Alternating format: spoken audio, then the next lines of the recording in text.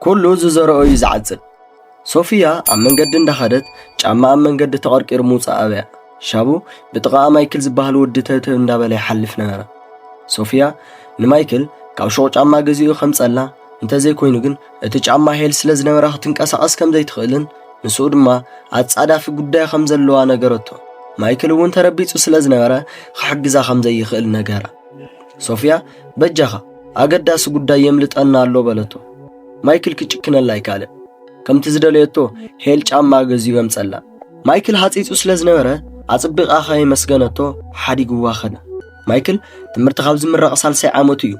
حزون ከምቲ ልሙድ ስራሕ ንቆጽሪና ዝብል ናይ ሓደ ትካል ሊስታሪ እዩ ዝጓየ ዘሎ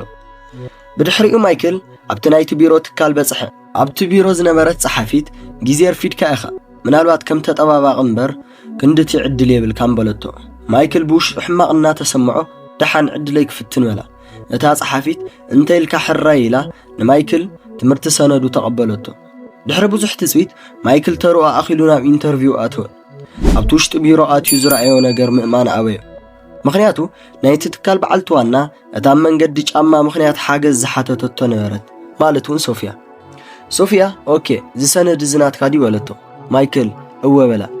ሶፊያ ይቅርታ አንተ በደንብ ኸይመስገንኩ ገዲፍካ ንኸይድካ በለቶ ማይክል ድማ ናይዚ ትካል ሊስታሪ ያመናት ሃዊ ኸስለ ዝነበርኩ ይበላ ሶፊያ ብቕንዕኑ ተገሪማ